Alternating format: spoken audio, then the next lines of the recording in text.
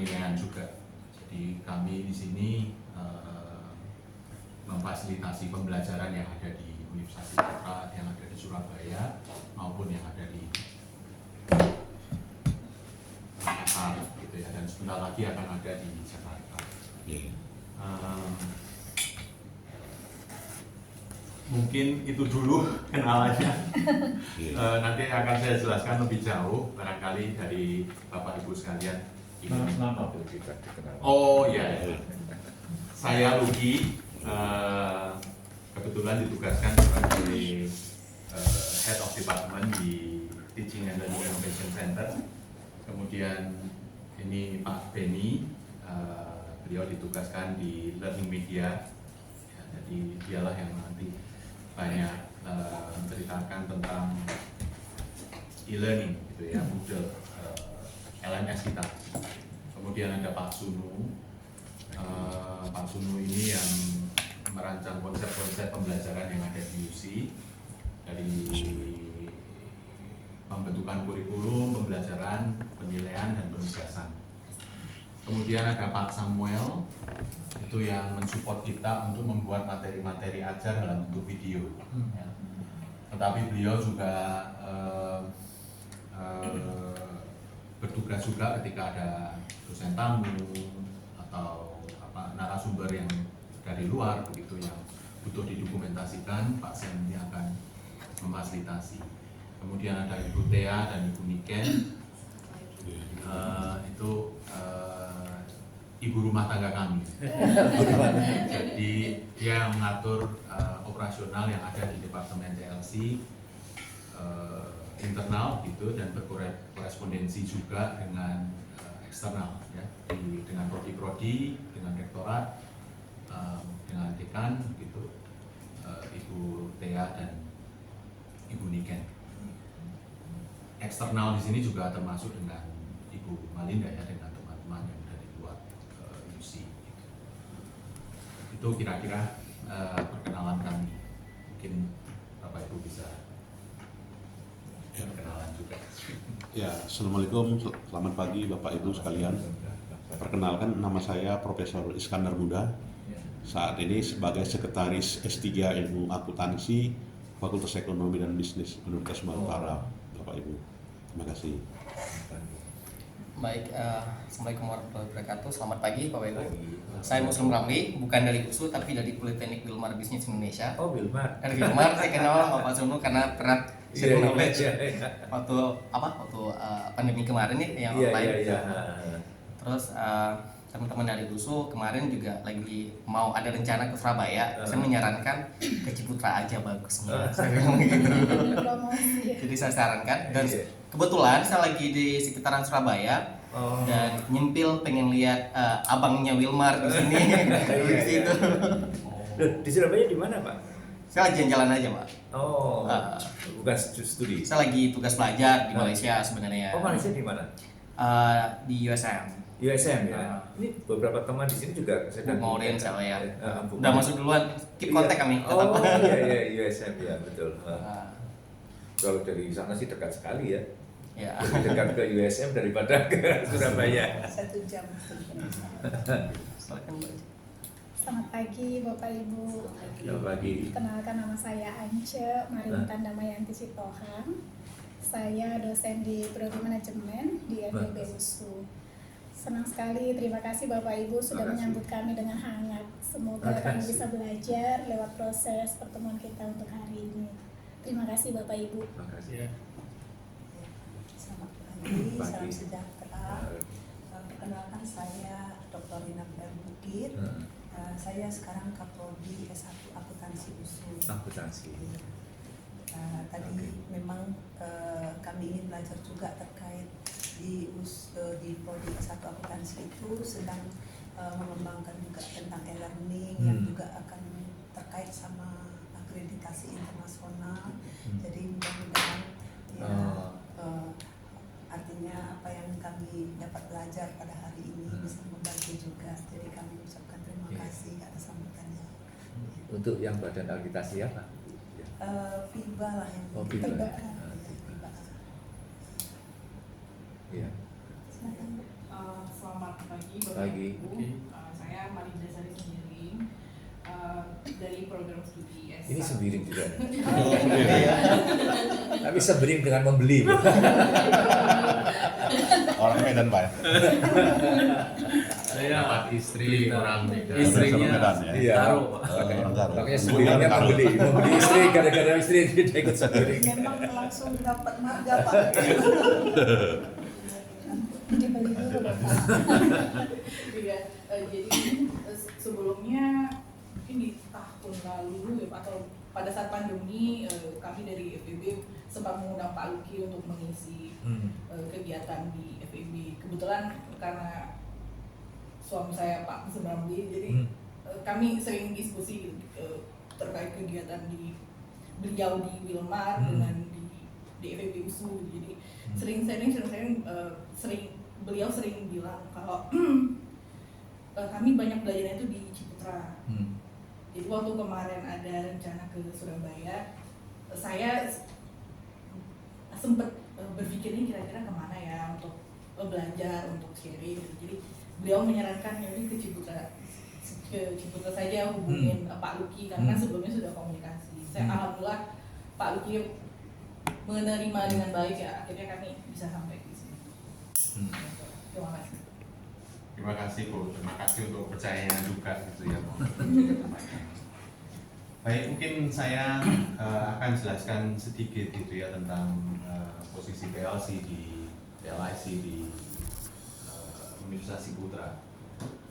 Jadi memang benar untuk mencapai sini itu kalau belum pernah ke sini itu seringkali nyasar karena memang biasanya tempat-tempat umum itu ditaruh di paling belakang gitu ya, supaya customer-nya itu bisa masuk dan melihat situasi yang ada di perumahan Ciputra.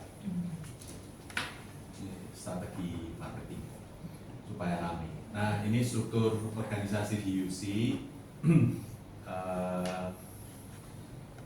Kami ada di bawah Paling kiri, paling bawah, paling kiri. Vice Rector for Academic Affairs atau WR1 ya. Jadi kami ada di bawah.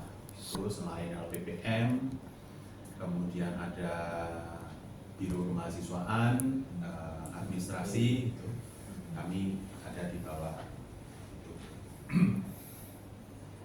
Nah, ya ini ya, jadi ada MSP juga ya di bawah Vice Rektor WR1.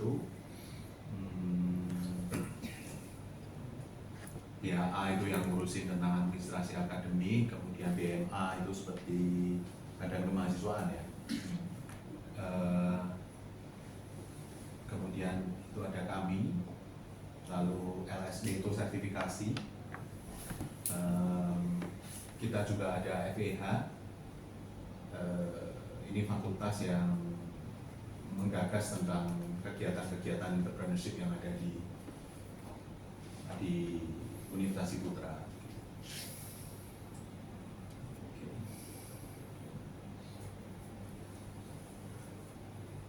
Ini awal-awal kita di tahun 2018 sampai 2019 kita sebenarnya hanya ada 3 waktu itu, saya, Pak Suno dan Ibu Priska. Kemudian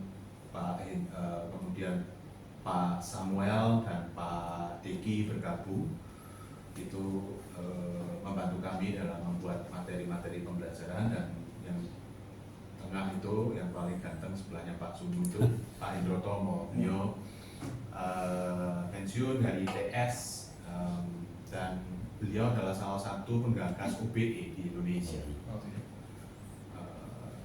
Jadi kami sangat terbantu sekali oleh beliau. Saat ini sedang mempersiapkan untuk pelatihan dokter. Kemudian berkembang, ada Pak Beni masuk, kemudian ada Pak Yosi. Ini yang menggawangi e-learn yang ada di UC. Nah, ini informasi kami yang terakhir. Bu Niken baru saja masuk, jadi belum masuk di jajaran ini.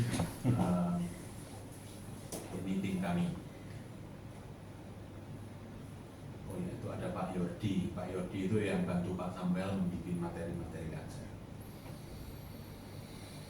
Nah, TLC sendiri mempunyai bisnis proses begitu ya di dalam kami bekerja. Yang pertama tentu kami melihat kajian-kajian tentang pembelajaran di era sekarang itu seperti apa. Kami melakukan eksplorasi, kita berkunjung, kita benchmarking gitu untuk mendapatkan ide-ide segar apa yang bisa kita terapkan di UC. Gitu ya.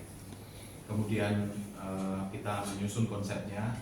Nah ini yang banyak berperan itu Pak Sunu dan Pak Hendro, itu banyak berperan di sini untuk mengusulkan sebuah standar gitu ya tentang pembelajaran di UC itu seperti apa. Kemudian masuk di approval yang kami presentasikan ke WR1 dan sekaligus dengan QA Quality Assurance untuk dibuatkan semacam SPMI. SPMI itu singkatan dari apa?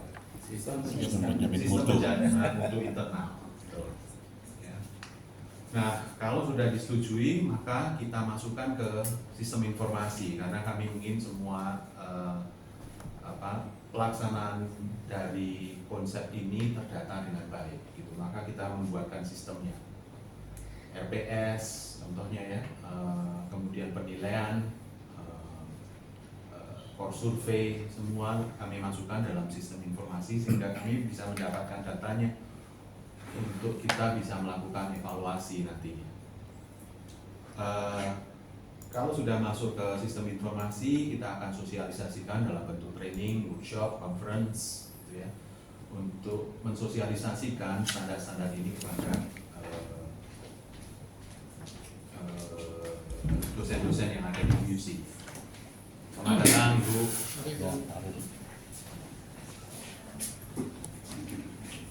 Mari. Ya, oke. Terus kan ke Surabaya itu masih ya. Dan asli. Ada orang? Enggak. Silakan.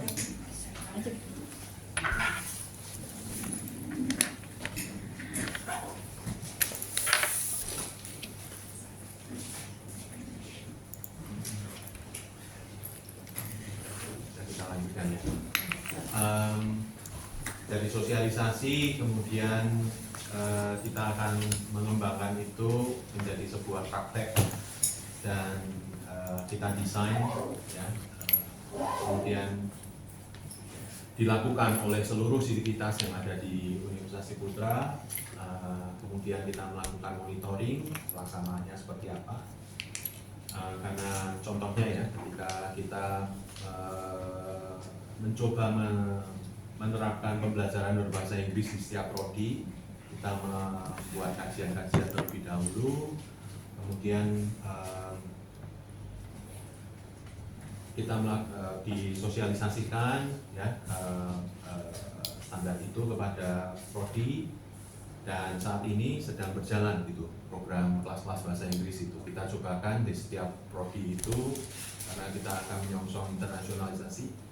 Ada kelas-kelas bahasa Inggris 2 mata kuliah yang ditawarkan kepada mahasiswa dengan menggunakan bahasa Inggris, contohnya seperti itu. Nah, nanti di minggu ke-8 kita akan melakukan monitoring sejauh mana kelas bahasa Inggris itu sudah berjalan dengan cara FGD gitu ya. Dan dari situ kita evaluasi, kita ukur ketercapaiannya seperti apa, dan kita melakukan laporan. Nah, dari bisnis proses itu maka kita bagi menjadi beberapa pekerjaan yang ada di UC, ada di TLIC. Kita membagi menjadi 3 misalnya. Nggak terlalu jelas. Ya. Jadi ada yang berfokus pada inovasi dan praktis, education, kemudian continuing study, kemudian kita ada juga edu operational compliance gitu ya yang digawangi oleh Ibu Niken dan Ibu Maria, Ibu Tea. Nah, kita mulai dari ini dulu, dari edu innovation and practice itu akan bertugas di kurikulum dan education policy spesialis gitu ya. Jadi dia yang staf ini yang akan mengusulkan standar-standar kurikulum pembelajaran gitu. Kemudian staf ini juga akan menggagas tentang pelatihan-pelatihannya, gitu pelatihannya. Kemudian dari Pak Beni itu Pak Sunu ya yang ada di pojok sendiri. Kemudian Pak Beni itu akan membawai tentang learning analysis. Jadi kegiatan-kegiatan pembelajaran itu nanti akan dievaluasi, data-datanya kita kumpulkan lalu kita evaluasi untuk kita bisa menemukan peluang-peluang pengembangan lain seperti apa. Kemudian environment-nya juga kita bentuk, LMS-nya kita bentuk, Pak Beni juga yang bertanggung jawab di hal itu, dan Pak Sam nanti mendukung dengan media belajarnya gitu. Dalam bentuk video. Kemudian dari educational specialist itu kita ingin mempublikasikan apa yang dikerjakan baik oleh dosen maupun oleh kita sendiri gitu ya. Melalui web, melalui buku ajar, modul itu kita ingin publikasikan. Kemudian apa yang kita kerjakan juga akan kita standarkan melalui SPMI. Dan di educational operational compliance ini menjaga networking dengan pihak-pihak lain, dengan prodi, dengan fakultas, dengan rektorat, gitu ya, bahkan dengan perguruan tinggi yang lain. Dan mungkin ke depan kita juga mulai menggagas tentang ekosistem gitu ya. Jadi perguruan tinggi ini tidak saling berhubungan di dalam saja, tetapi kita juga akan menggagas tentang bagaimana perguruan tinggi ini juga berkoneksi dengan dunia industri melalui capaian pembelajaran yang kita usulkan ke prodi-prodi. Nah, working mekanismenya kita mencoba untuk saling berinteraksi di antara kami, jadi meskipun terpisah seperti itu, tapi kami tetap saling berkomunikasi untuk kita saling bantu menjaga standar yang kita sudah tetapkan. Ini peran kita, ya. Jadi Pak Sunu itu berperan di hal ini dengan Pak Hendro. Kemudian Pak Beni akan berperan di hal ini, yang nanti akan banyak kita bicarakan di sini ya.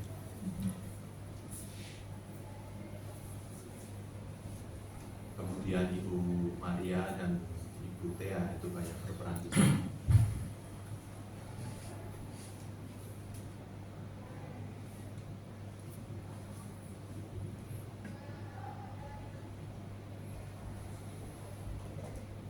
Banyak sendiri, ya maklum ibu rumah tangga ya, jadi banyak.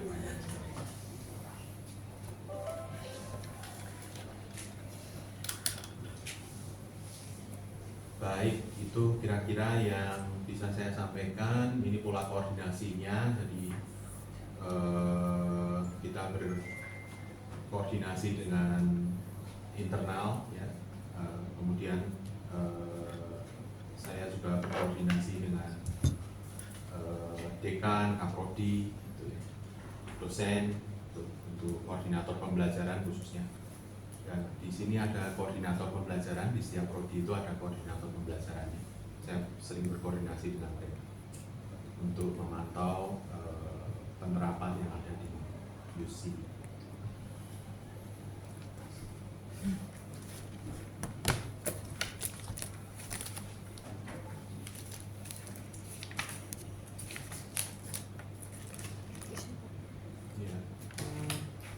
Kita banyak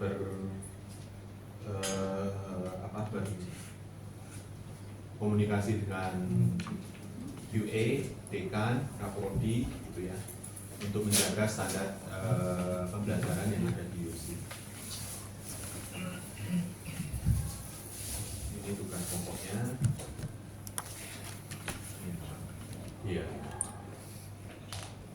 Dan ini visi universitas kami dan capaian pembelajaran lulusan yang harus kita jaga secara terus menerus begitu ya. Jadi kita ingin lihat apakah proses bisnis yang kita jalankan di UC, pembelajaran yang ada di UC itu bisa mencapai rumusan capaian pembelajaran lulusan ini, dan OPE menjadi prinsip pembelajaran yang ada di UC. Jadi kita masih bergumul dengan bagaimana kita mengukur rumusan capaian pembelajaran lulusan ini melalui proses pembelajaran. Begitu kira-kira perkenalan kami, Bapak Ibu. Mohon ada tanggapan barangkali ya.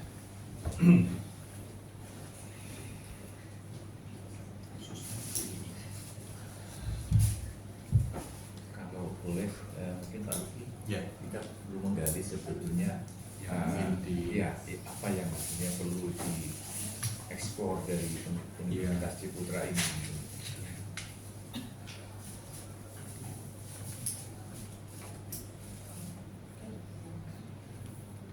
Oke Pak, terima kasih tadi atas penyampaian. Sebenarnya ya sebagian proses yang disampaikan sedikit banyak sudah memang diterapkan di USU, terutama mungkin di FEB USU. Cuma saya agak tertarik di awal terkait jadi apa namanya, kan di sini tadi ada disebutkan setelah kajian framework konsep approval itu kan nanti akan dibuat standar SPM sebelum nanti akhirnya diturunkan di sosialisasi ke program studi. Nah jadi kalau di Ciputra sendiri berarti misalnya semua termasuk penerapan CPL dan lain-lain itu berarti di atas dulu baru nanti itu diturunkan ke program studi, atau sebenarnya misalnya program studi ini dikasih PR nih untuk menyiapkan itu juga, atau gimana? Baik, mungkin saya tunjukkan ya. Jadi awalnya kita menyusun framework kurikulumnya.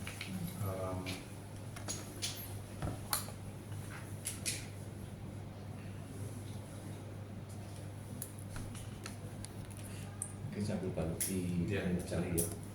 Jadi prinsipnya betul, kami menggunakan pendekatan top down, gitu. Jadi pendekatan dari visi misi itu menuntut apa, kemudian diterjemahkan menjadi sebuah capaian lulusan atau profil, kemudian capaian lulusan.